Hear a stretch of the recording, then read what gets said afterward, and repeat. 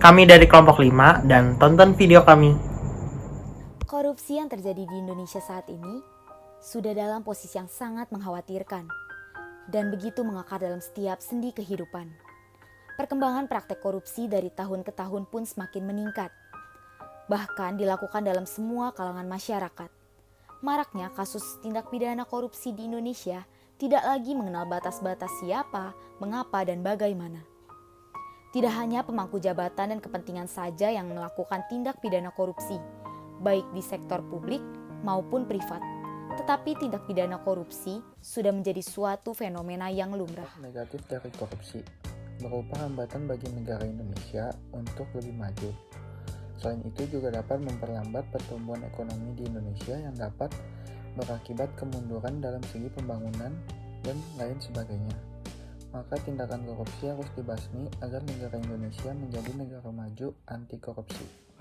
Faktor pendorong yang pertama adalah sifat serakah atau tamak, yaitu contohnya keinginan yang sangat besar untuk memiliki sesuatu atau kekayaan yang tidak sesuai dengan apa yang dihasilkan. Hal ini menyebabkan seseorang terdorong untuk melakukan tindakan korupsi. Yang kedua adalah sifat hedonisme dan konsumerisme, yaitu pandangan seseorang yang meyakini bahwa kenikmatan merupakan tujuan hidup mereka dengan cara mengkonsumsi sesuatu barang secara berlebihan. Yang ketiga adalah kurangnya usaha atau malas bekerja. Sifat ini mendorong seseorang untuk mengambil jalan pintas untuk mendapatkan sesuatu yang ia inginkan. Dan yang keempat adalah aspek moral, yaitu lemahnya iman seseorang yang dapat menjadi faktor yang cukup kuat untuk melakukan tindakan korupsi. Karena dengan adanya iman yang kuat dan ditujukan sebagai landasan berperilaku, seseorang tidak akan melakukan tindakan tersebut.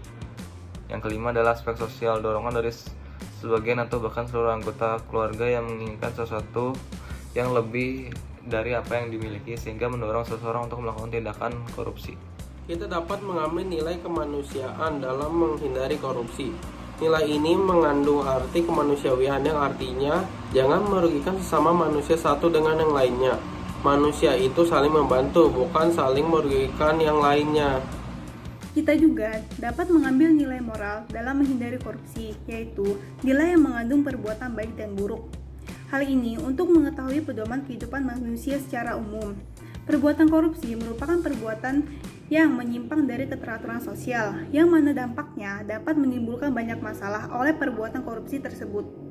Jadi, menurut kelompok kami, yaitu korupsi merupakan tindakan yang tidak patut ditiru dan patutlah ditutup rapat-rapat agar tidak ada lagi penyebaran untuk melakukan tindakan korupsi. Korupsi sendiri dilakukan karena adanya kesempatan.